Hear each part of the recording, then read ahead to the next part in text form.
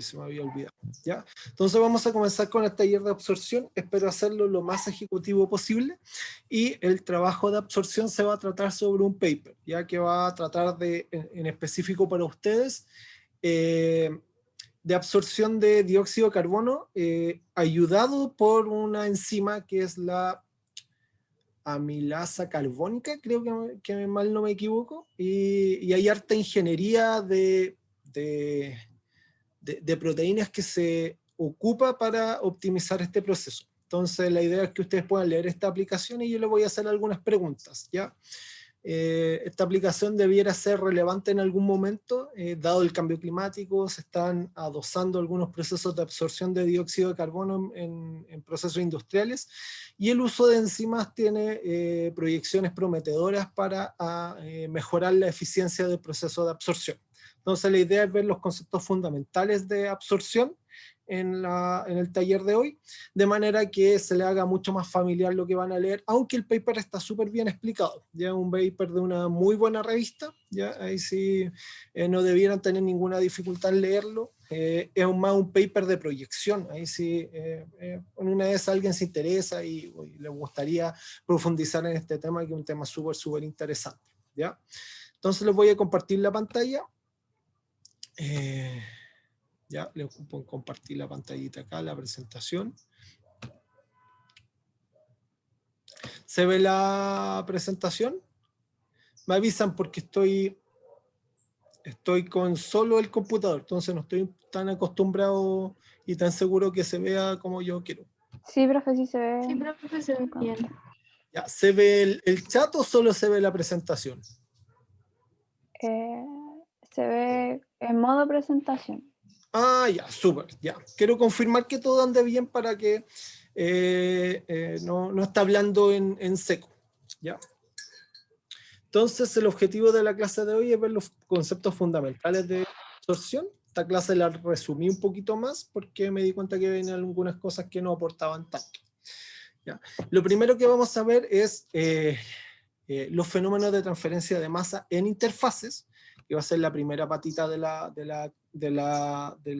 taller, y en la segunda parte vamos a ver los procesos que normalmente se hacen absorción, ¿ya? En el trabajo que yo les mandé hay algunas mejoras de este proceso, ¿ya? Que son un poquito más tecnológicas, ¿ya? Y ahí van a tener harto que aportar ustedes, ¿ya?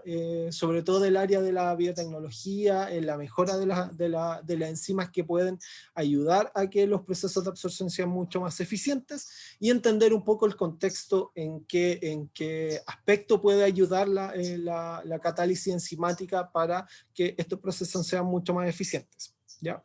Entonces, la primera parte va a ser la descripción teórica de los fenómenos de transferencia de masa en interfaces. Vamos a trabajar con absorción, o vamos a estudiar absorción gas, líquido, ¿no es cierto? ¿Dónde está esta aplicación? Es súper importante para ustedes porque todos los microorganismos viven en ambientes acuosos, toda la vida viven en ambientes acuosos, todo se desarrolla en ambientes acuosos. Entonces, todos los gases que puedan difundir a los ambientes gaseosos se describen con la teoría que vamos a estudiar en el taller de hoy. Y obviamente desde el punto de vista industrial y de la operación unitaria se intenta optimizar la transferencia de masa en estos casos, de manera de optimizar la absorción de gases o su desorción también, ya que es un tema también muy importante desde el punto de vista industrial.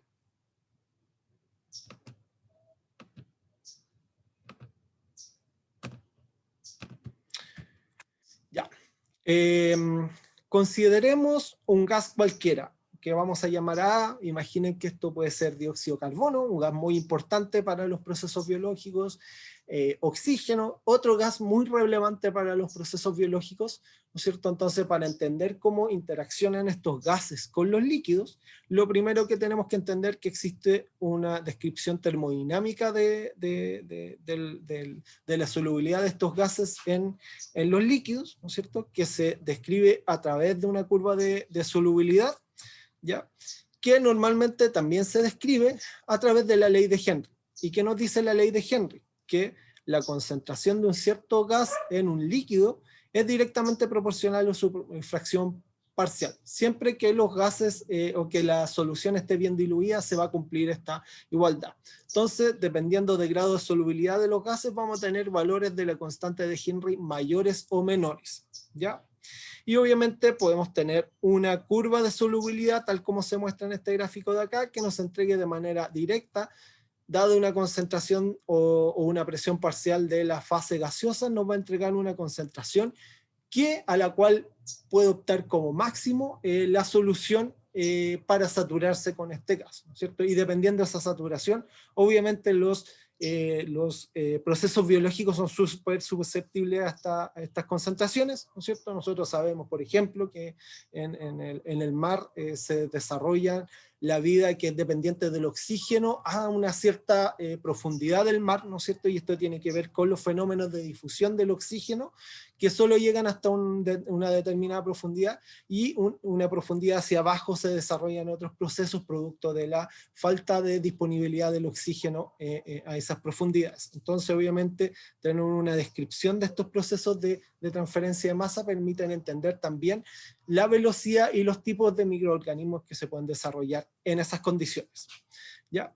Tomando en cuenta aquello, si nosotros consideramos un gas que está en contacto con un líquido, tal como estamos esquematizando acá desde el punto de vista de las concentraciones, lo que podemos observar es que en un punto muy alejado de la interfaz gas-líquido vamos a observar que la concentración del gas no va a variar de manera significativa, hasta que nos vayamos acercando lo suficientemente cerca de la interfase. En esas condiciones vamos a observar que la concentración de la especie que nosotros estamos estudiando, que vamos a llamar A, va a empezar a disminuir hasta llegar a la interfase, ¿ya? Del lado gaseoso. Al momento que nosotros pasamos a la interfaz del lado líquido, vamos a ver una discontinuidad en la concentración, ¿ya? Y este es uno de los conceptos más importantes de la transferencia de masa entre interfaces, que va a haber una discontinuidad. Por ejemplo, si comparamos la concentración gaseosa de la especie A, vamos a tener que esta tiene una concentración AG, y en la interfase lado líquido vamos a observar que abruptamente cambió esa concentración. Este cambio de concentración va a estar dado por la curva de solubilidad de nuestra especie, y suponemos que en la interfase ambas concentraciones están en equilibrio, ¿no es cierto? Suponemos que la concentración del gas del lado del gas, o sea, la concentración de la especie A del lado del gas va a estar en equilibrio con la concentración del líquido del lado gas, y ahí se forma un equilibrio termodinámico y se va a formar una discontinuidad en esta curva de solubilidad, ¿no es cierto?, o de concentración. Y lo que vamos a observar también, que a medida que nosotros nos vamos internando en la fase líquida, también la concentración de la especie A va a ir disminuyendo hasta que lleguemos al seno de la fase líquida, y en ese caso la concentración va a permanecer constante, ¿no es cierto? Entonces, en estas zonas donde se producen las diferencias de concentración de manera significativa, se le llama capa límite de concentración, ¿ya? Y obviamente esa capa límite de concentración es súper importante, porque dependiendo de su espesor, los fenómenos de transferencia de masa van a ser más o menos rápidos, ¿no es cierto? Mientras más delgada sea la capa límite de concentración, los fenómenos de transferencia de masa van a ser mucho más eficientes y mucho más rápidos, y obviamente esos van a ser susceptibles a los cambios en las condiciones hidrodinámicas que van a tener ambas fases, ¿ya?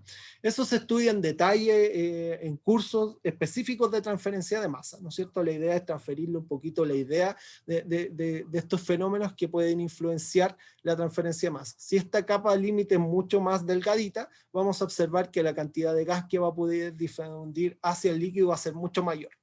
Forma adicional, dado que este es un fenómeno interfacial, lo que vamos a observar también es que mientras mayor cantidad de área superficial haya entre la fase gaseosa y la fase líquida, la transferencia de masa también va a ser más rápida. Entonces, tomando en consideración esta fenomenología, vamos a tratar de ver cómo podemos hacer una descripción matemática de estos fenómenos de transferencia de masa a través de las constantes de transferencia de masa respectivas. ¿Alguna duda, consulta con lo que les acabo de explicar?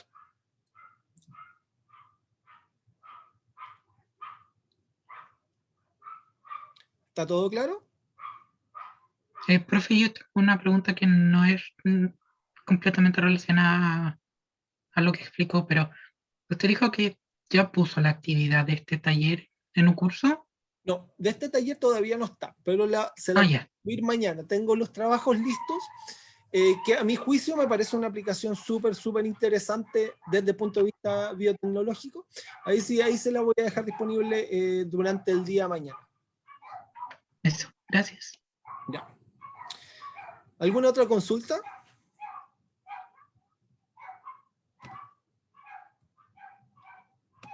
Ya.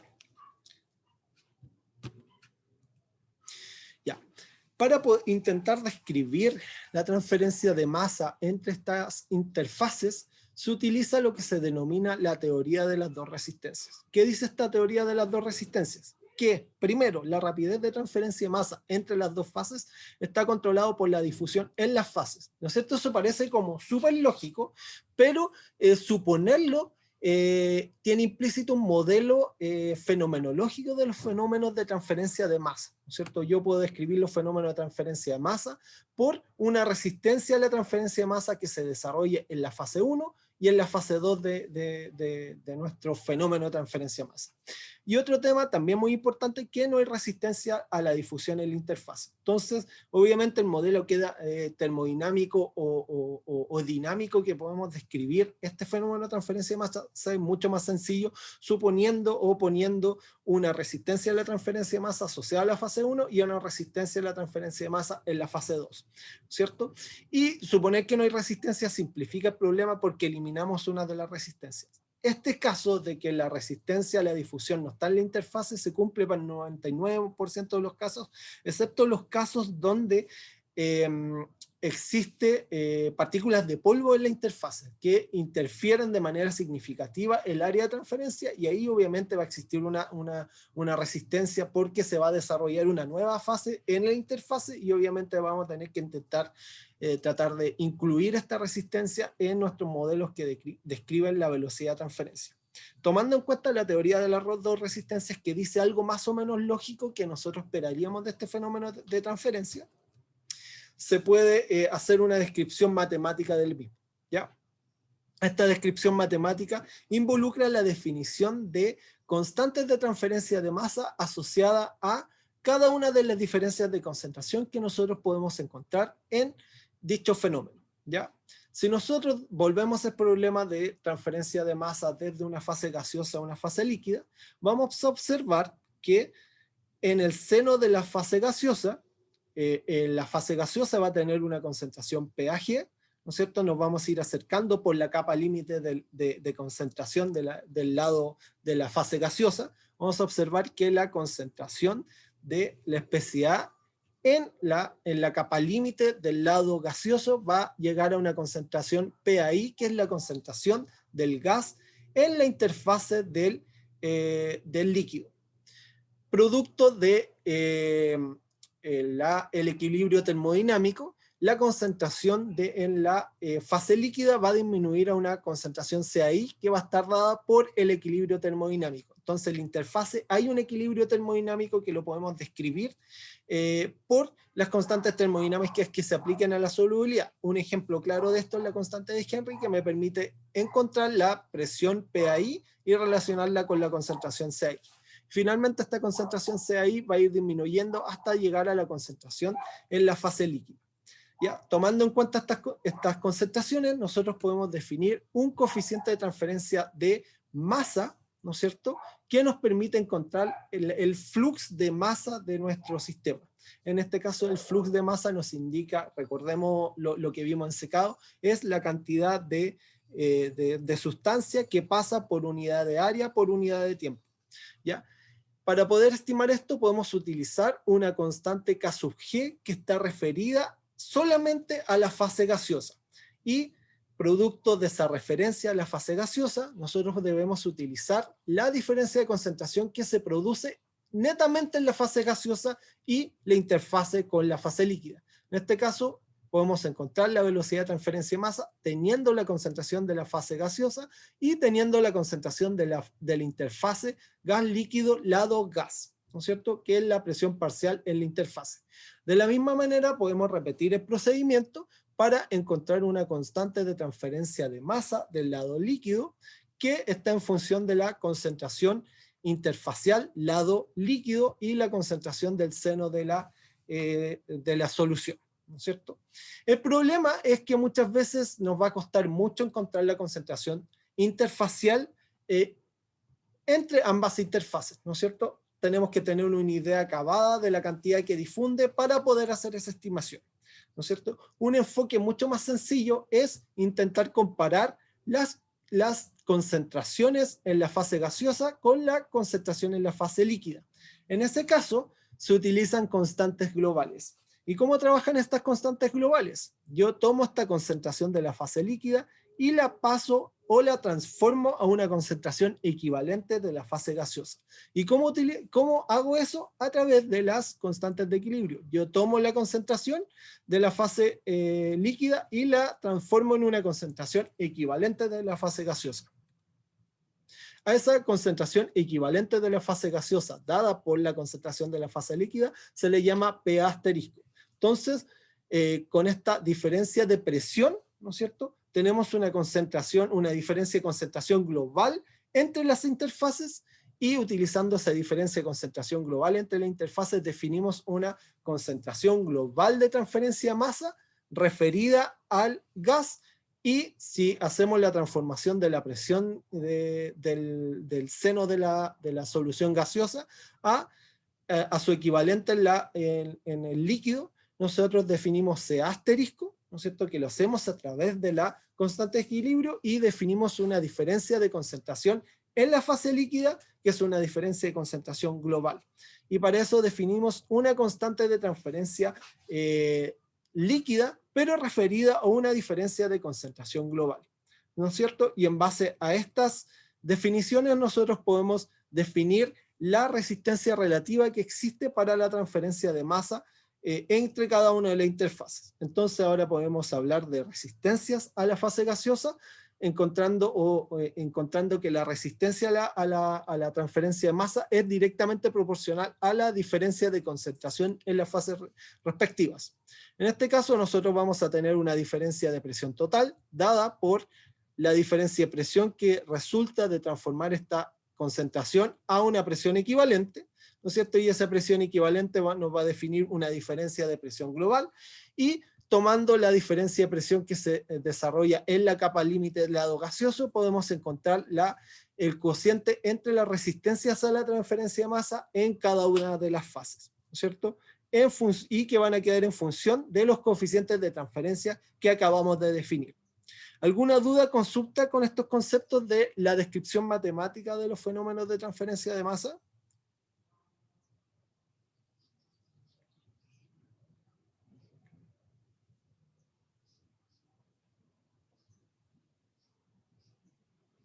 ¿Está todo claro? Es muy conceptual. Estoy tratando de estructurarle un poquito cómo, de dónde van a salir las constantes de transferencia, ¿ya? Normalmente, ya. Espera un poquito. ¿Cuál es la...? Dice, ¿cuál es la diferencia entre PA asterisco y PAI? Ya, vamos a volver a la presentación. Ya, la diferencia entre PA asterisco y PAI es la concentración. Dejo de compartir la presentación. Ah, rayos, debo haberme equivocado. Esto es un poco complicado. ¿Dónde está el Zoom? Aquí está. Ya. La diferencia entre PA asterisco y PAI tiene que ver con la definición de la concentración. ¿Ya? PAI es la concentración de la fase gaseosa en la interfase. ¿Ya? Fíjense que la interfase es donde se produce la discontinuidad de la concentración. Por otro lado, PA asterisco corresponde a la concentración de la fase líquida pasada a concentración de la fase gaseosa. Y eso lo hacemos utilizando el equilibrio. Nosotros tomamos esta concentración y vemos qué presión de equilibrio le correspondería, ¿no es cierto?, utilizando la constante de Henry. Entonces, obviamente nos va a dar... ¿Dónde está? tomamos esta concentración de acá y vemos que presión de equilibrio le corresponde. Obviamente esa presión de equilibrio debiera encontrarse en esta zona de concentración de la fase gaseosa. Entonces, tomando eso en cuenta, vamos a tener una diferencia de concentración global de nuestro sistema. ¿Por qué? Porque transformamos esta concentración a una base común que en este caso es la fase gaseosa. ¿Quedó claro? Profe, le leo el chat. Dice, entonces permite hacer la diferencia como si estuviera en una misma fase. Exacto. Esa es la idea de transformar este P asterisco en una base común. Tenemos exactamente la misma base de comparación y con eso podemos definir una diferencia de concentración.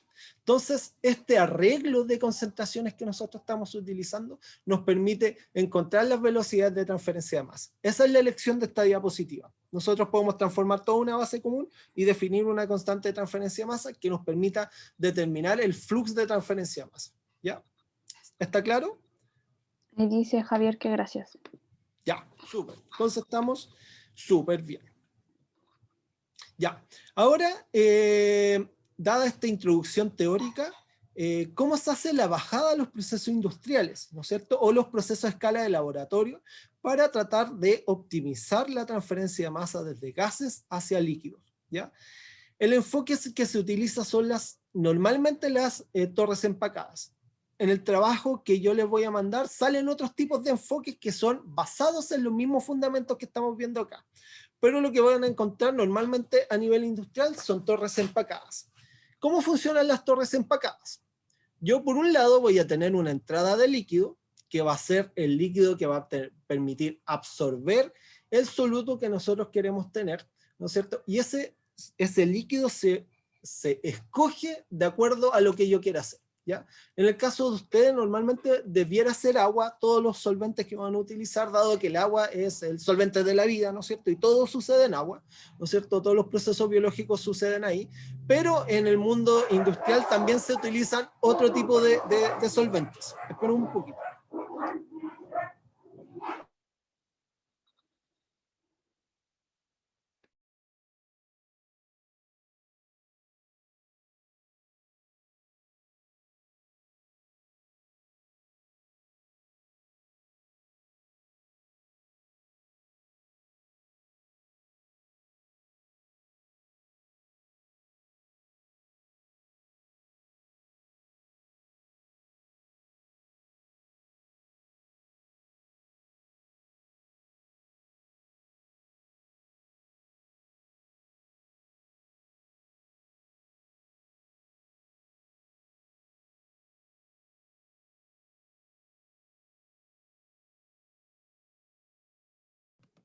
Ya, disculpen alumnos y alumnas que había mucho ruido y por eso me tuve que mover, ¿ya?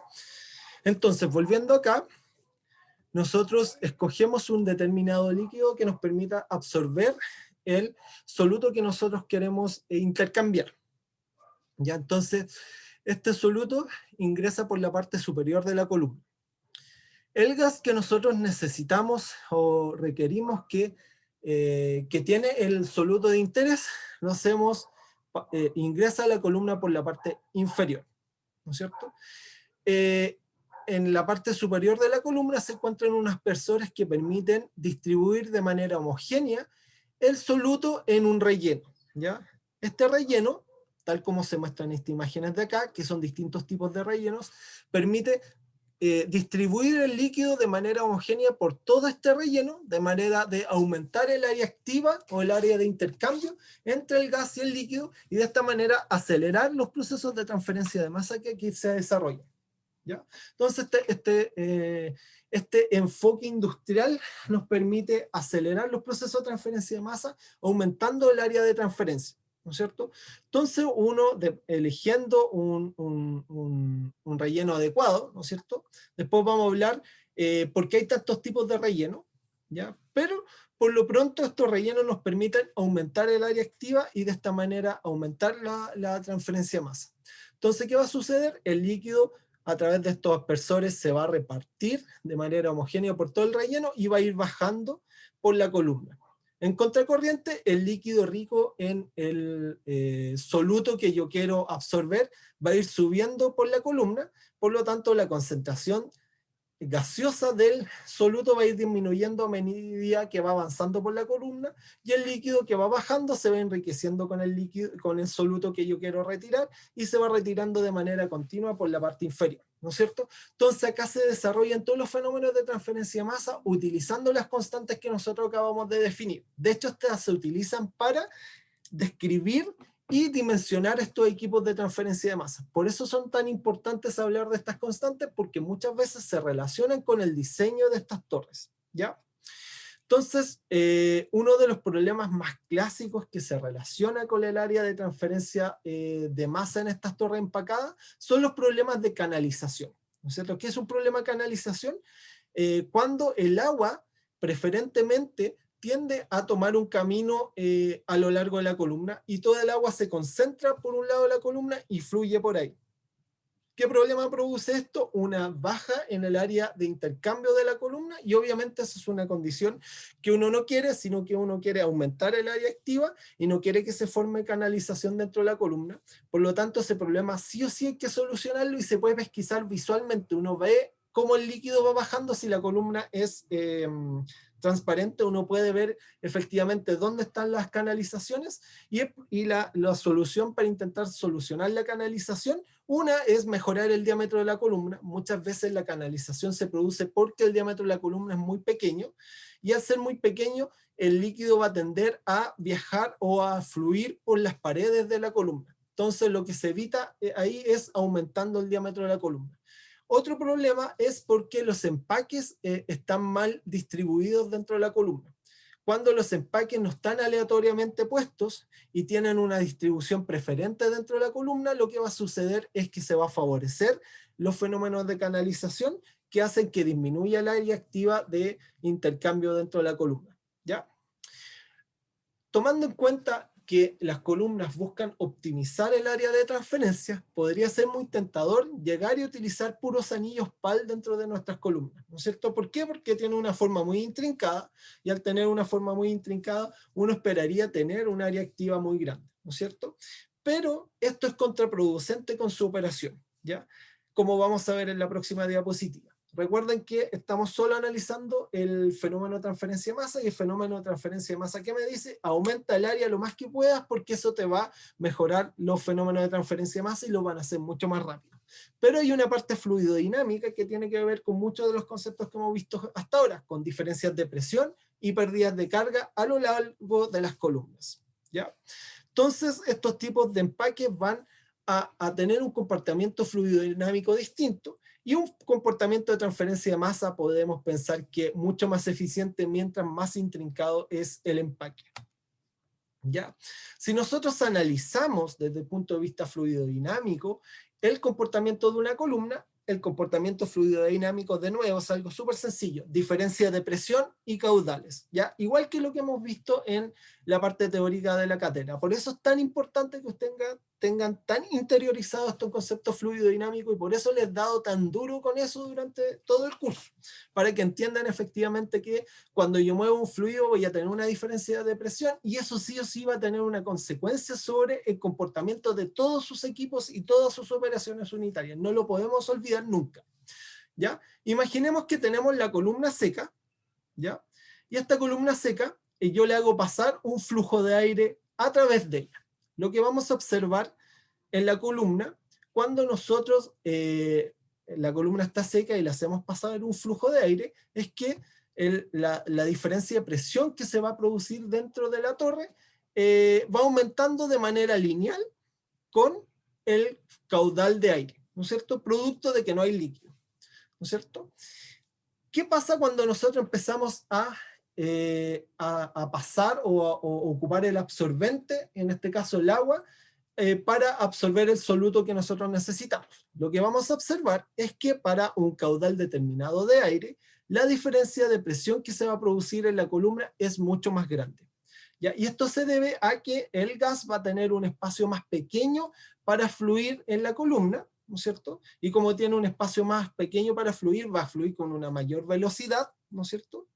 y al fluir con una mayor velocidad va a producir una mayor pérdida de carga, ¿no es cierto? Porque va a tener mucho menos espacio para fluir, ¿ya?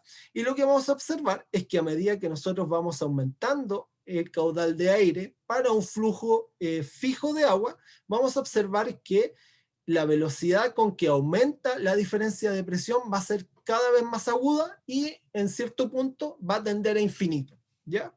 A ese punto donde empieza a aumentar o empieza a cambiar el régimen de aumento de la diferencia de presión en nuestra columna, se le llama punto de carga, ¿ya? Y arriba del punto de carga se desarrolla una condición que se llama inundación.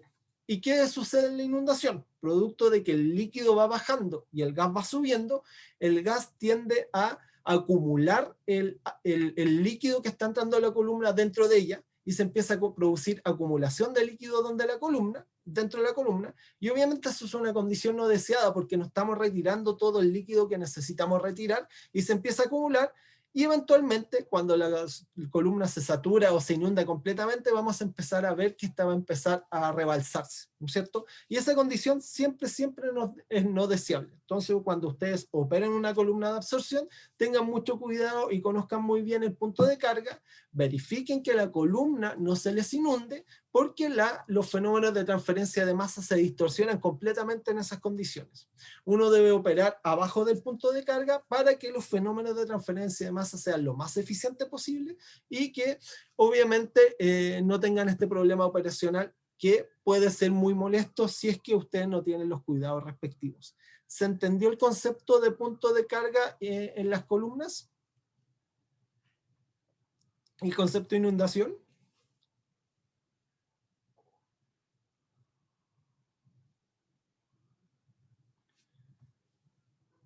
¿Podría explicar de nuevo? Ya.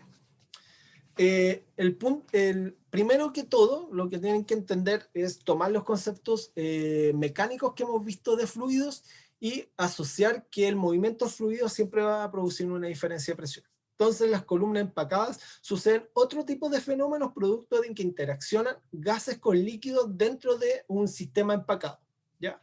Cuando nosotros tenemos la columna seca sin líquido, lo que vamos a observar es que a medida que nosotros vamos aumentando el caudal de gas, tal como se muestra en esta figura de aquí, ¿no es cierto? Vamos a observar que la diferencia de presión también va a aumentar de manera lineal, ¿no es cierto? Cuando nosotros hacemos pasar un líquido a través del empaque y hacemos que fluya un gas en contracorriente a este líquido, lo que vamos a observar primero es que para un caudal dado de gas se va a producir una diferencia de presión mucho mayor, producto de que el líquido va a ocupar cierto espacio dentro de la columna y el gas va a tener menos espacio para fluir, lo cual va a producir que se produzca una diferencia de presión más alta. Lo que vamos a observar además es que a medida que nosotros aumentamos el caudal de gas, empieza a cambiar la pendiente o la velocidad de crecimiento de la diferencia de presión. A ese punto donde empieza a aumentar la velocidad de crecimiento de la diferencia de presión se le llama punto de carga. Y arriba del punto de carga lo que empieza a pasar es que la columna se inunda, es decir, se llena de líquido y la cantidad de líquido que entra a la columna no es igual a la que sale y se empieza a producir acumulación dentro de la columna. Obviamente eso es una condición no deseada y tenemos que evitarla a toda costa porque va a disminuir la eficiencia de la transferencia de masa dentro de nuestro equipo, vamos a tener menores caudales de producción y obviamente es una condición que se debe evitar sí o sí. Profe, ¿qué es G? ¿Sí? ¿Qué es G en el...? Que estos son los caudales de líquido. A medida que aumentan los caudales de líquido, más grande la diferencia de presión y el punto de carga se da a menores caudales de gas. ¿Cómo, ¿Cómo es una columna? ¿Cómo Una se ve? columna, así. Es muy similar al esquema que sale ahí. Ustedes van a observar que es un cilindro, ¿ya? Que puede ser transparente o no. En docencia siempre son transparentes. Y dentro de la columna va a haber un soporte en la parte inferior y todo el largo de la columna o del cilindro va a estar lleno de estos empaques. Y ahí los empaques obviamente se eligen para optimizar la transferencia de masa y evitar los problemas de inundación, ¿no es cierto? Profe, perdón si lo dijo y no presté atención, pero ¿para qué se usa esto? Para aumentar el área de transferencia de masa. Pero ¿cuál es El por qué objetivo se es quiere hacer eso? absorber un soluto. Ah, ya. ¿Ya? Porque tú quieres intercambiar un soluto desde el gas al líquido o desde el líquido al gas. O sea, puede ser contrario al efecto también. Yo puedo meter un líquido y disolver un gas que está disuelto en el líquido, o tomar un gas y disolver un soluto en el líquido. ¿Esto se podría utilizar para hacer osmosis inversas en el agua de mar? No, porque la osmosis inversa en el fondo es líquido-líquido, ¿no es cierto? Aquí esto es un proceso de separación distinto. ¿Ya? La osmosis se ocupan membranas semipermeables para separar los iones. En este caso yo estoy intercambiando un gas. ¿Ya? Hay algunas membranas, de hecho en una de las aplicaciones del paper sale que se pueden utilizar membranas para hacer esto, ¿ya? Pero no tienen el nombre de osmosis inversa, sino que permiten separar las fases y aumentar el área activa y, por ejemplo, utilizar la interfase para poner las enzimas que catalizan el proceso. Y eso lo hace mucho más eficiente, ¿ya? Pero desde el punto de vista teórico son muy distintas, ¿ya? Pero Ya. en las investigaciones sí o sí se empiezan a cruzar este tipo de tecnología y empiezan a empezar a aprovechar las ventajas que tiene, por ejemplo, ocupar una membrana, ¿ya? Y si efectivamente puede darse el caso. Y aquí nos evitamos efectivamente los problemas de inundación cuando ocupamos una membrana. Así que intentamos poner el gas y el líquido separados por una membrana, se evita el problema de inundación. Entonces, obviamente tiene algunas ventajas. La desventaja es que se puede formar fouling químico biológico sobre las membranas, que es uno de los problemas más graves que tiene la operación de las mismas. Gracias, profe. ¿Ya? ¿Alguna otra duda, consulta? Profe, es que a mí aún me cuesta como imaginarlo o tener un ejemplo porque creo que no he visto algo así, entonces tendrá Ya, sí, como algún ejemplo un como poquito estamos con práctico. internet. Ahí sí. Columna.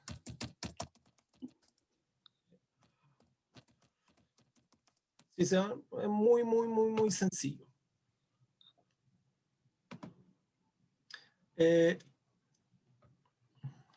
Dejen ver una real.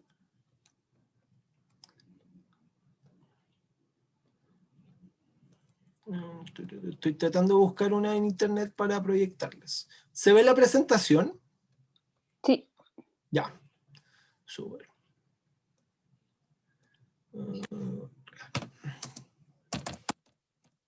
Dame un segundito, estoy tratando de buscar la columna. No se me había ocurrido sacarle alguna foto, alguna. Uy, qué mala las.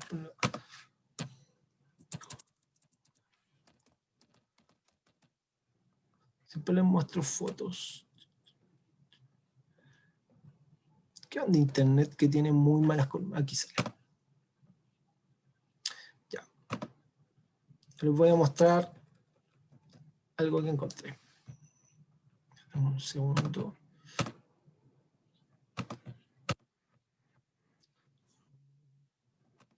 Ya les voy a compartir mi pantalla para que vean efectivamente cómo son. De verdad es muy artesanal. Disculpen la palabra que utilizo, pero muy similar a esto, ¿ya? En el fondo yo tengo un relleno, ¿ya? Que en este caso es una columna empacada distinta, pero aquí imagínense que está lleno de anillos Ratchet, ¿ya? O de algún empaque que ustedes elijan. Se hace pasar el líquido por la parte superior y se hace ingresar el gas por la parte inferior. Entonces se retira el líquido por abajo y el gas sale, sale agotado del soluto que yo buscaba intercambiar. ¿Se entiende la idea?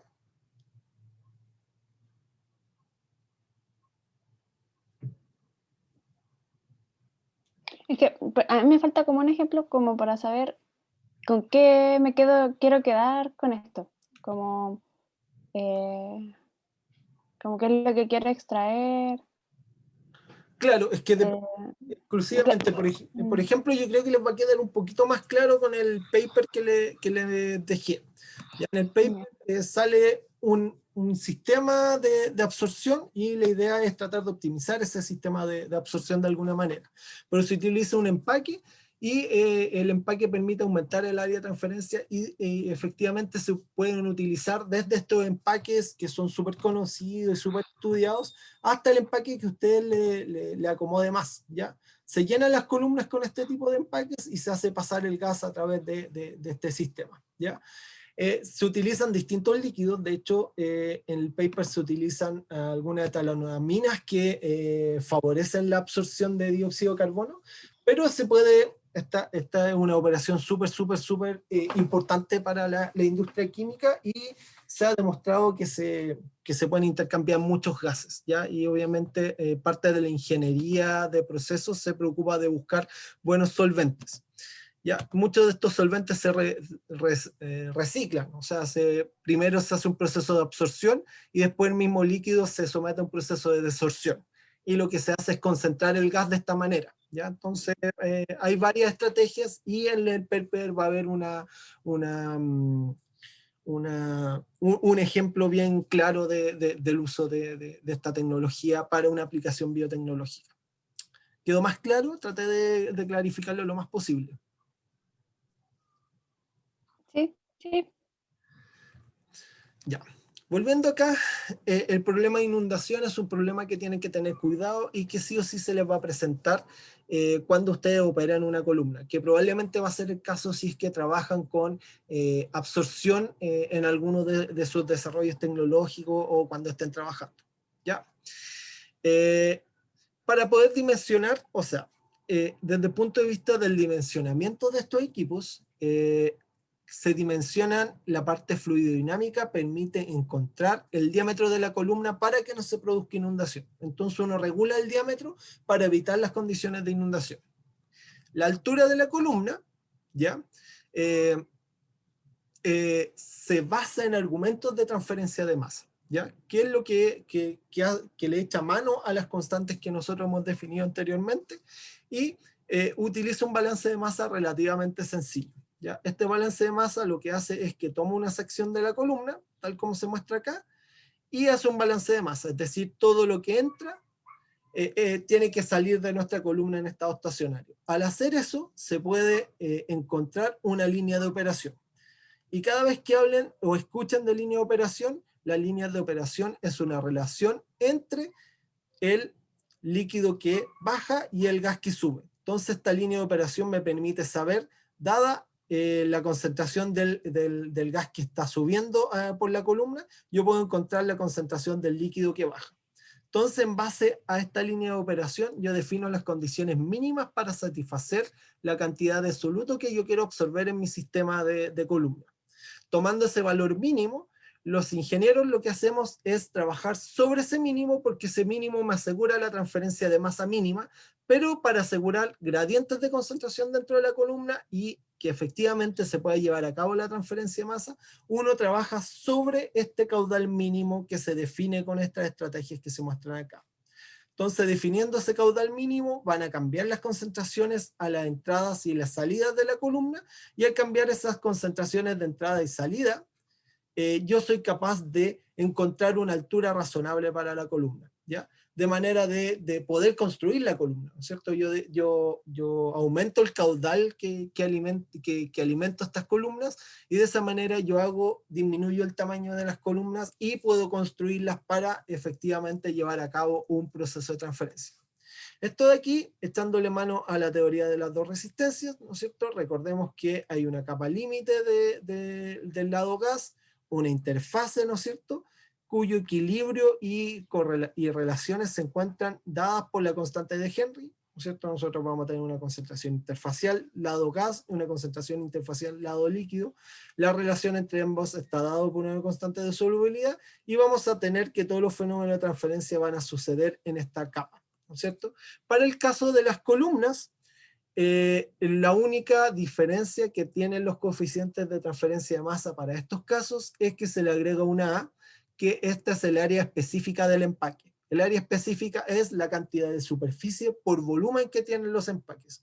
Si tomo un anillo Ratching, el anillo Ratching va a tener una área específica distinta a la montura Intalox. Entonces, en función de eso, se define la velocidad de transferencia de masa en base a este volumen específico, esta densidad de área que tiene cada uno de estos empaques. Y de esa manera yo puedo definir la velocidad de transferencia de masa por unidad de altura de columna. Entonces, veo qué cantidad de masa se transfiere por unidad de columna, y Eso me permite poder dimensionar la altura de la columna utilizando las constantes de transferencia de masa que se pueden basar en la fase gaseosa, en una concentración global, o en la fase líquida y en una concentración global de la fase líquida. ¿Ya? Tomando eso en cuenta, lo que se hace es un enfoque súper sencillo y no me interesa tanto que se aprenda en el detalle, sino la lógica de dimensionamiento que se utiliza. Lo que se hace es muy sencillo, se toma un volumen diferencial, ¿no es cierto? Se hace un balance de masa sobre ese volumen diferencial de columna, ¿no es cierto?, para poder encontrar el largo. Y lo que se dice es que el volumen de ese trayecto de columna por la diferencia de concentración tiene que ser igual a la velocidad de transferencia de masa, ¿no es cierto?, por la superficie por el largo. De esta manera puedo encontrar la cantidad transferida de masa en este trayecto chiquitito de columna. ¿Y qué es lo que se hace? Se integra a lo largo de toda la columna, suponiendo que algunas de estas constantes son constantes, y se puede encontrar el largo de la columna utilizando esta expresión de acá. Y la gracia de esta expresión de acá, que está compuesto por dos variables independientes, ¿ya? La primera variable independiente del dimensionamiento de la columna es la altura de la unidad de transferencia, que está definida en función de los caudales y las constantes de transferencia, y el número de unidades de transferencia que depende de las diferencias de concentración que se desarrollan en la parte de arriba y en la parte de abajo de la columna, que se describen a través de un perfil logarítmico de concentración. Para la mayoría de las columnas, la diferencia de concentración que se desarrolla a lo largo de ella sigue un patrón logarítmico. Entonces, para poder determinar la diferencia de concentración que se desarrolla a lo largo de la columna, se utiliza un patrón logarítmico de diferencia de concentración, y en base a ese patrón logarítmico de diferencia de concentración, yo soy capaz de determinar el número de unidades de transferencia. Entonces, básicamente, definir o cambiar las concentraciones en la entrada y salida de la columna puede hacer que esta columna funcione de forma inadecuada, producto de que no está diseñada para funcionar en las condiciones que usted está funcionando. Entonces, es muy importante saber los rangos de concentración a la entrada y salida de su columna, de manera tal que se aseguren la velocidad de transferencia de masa que ustedes requieren y las concentraciones que están relacionadas con ellas también. ¿Ya? Yo sé que fue un poquito más densa esta parte de acá, pero les voy a dejar algunas conclusiones que son las más importantes de tener en cuenta en la operación de estos equipos, y ojalá alguno de estos conceptos les sirva para entender un poquito más la operación de las columnas. Las dos primeras conclusiones tienen que ver con las condiciones hidrodinámicas y las otras dos conclusiones tienen que ver con los fenómenos de transferencia de masa. La primera conclusión dice que las condiciones de inundación permiten conocer el rango de funcionamiento óptimo de la columna, ¿no es cierto? No llegar y ponerle cualquier caudal a la columna. Nosotros podemos tender a apurar un proceso de transferencia de masa aumentando los caudales, ¿ya? Y eso puede ser contraproducente desde el punto de vista de la eficiencia, y si tengan mucho cuidado con aumentar los caudales dentro de las columnas, porque pueden llegar a condiciones de inundación que van a ser contraproducentes con los objetivos que ustedes tienen. El diámetro de la torre se dimensiona tomando en cuenta consideraciones de inundación o aumento de presión de la torre. O sea, sí o sí, si yo tengo un problema estructural de inundación dentro de la columna, tengo que mirar los empaques o aumentar el diámetro de la misma para evitar esos problemas. La otra, la altura de la torre depende de la cantidad absorbida, desorbida por la corriente de arrastre. Y esto es súper importante para saber qué concentraciones debo poner en la columna. No todas las concentraciones van a funcionar bien para poder absorber un determinado soluto. Entonces, también tengan en cuenta aquello, los rangos de concentraciones que está diseñada la columna para que ésta funcione adecuadamente. Y por último, la altura de la torre depende de la solubilidad del gas y los fenómenos de transferencia de masa que ahí desarrollan. O sea, si ustedes tienen una columna que está diseñada para un determinado gas, esa columna no tiene por qué funcionar para otro, ¿ya? Entonces, eso de ahí lo tienen que tener en cuenta, y obviamente tomar algunos elementos o alguna analogía de transferencia de masa para ver si la altura de la torre les va a servir para el fenómeno de transferencia de masa que ustedes tienen. ¿Alguna duda, consulta con lo que le acabo de explicar? Que les vi hartos conceptos, pero lo más importante se resume en esta diapositiva de acá, que espero que les haya servido.